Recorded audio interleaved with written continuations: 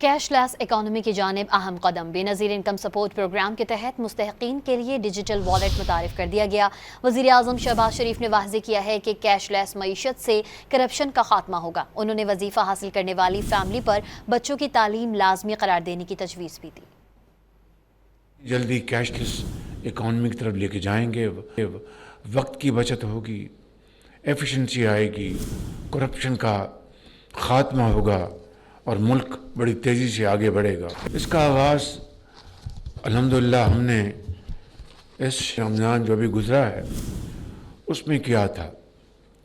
ایک چیلنج تھا، سب اس بارے میں تذبذب کا شکار تھے کہ یہ کامیاب ہوگا کہ نہیں ہوگا، اور دوسری طرف ویسٹڈ انٹرسٹ نہیں چاہتا تھا کہ یہ کامیاب ہو۔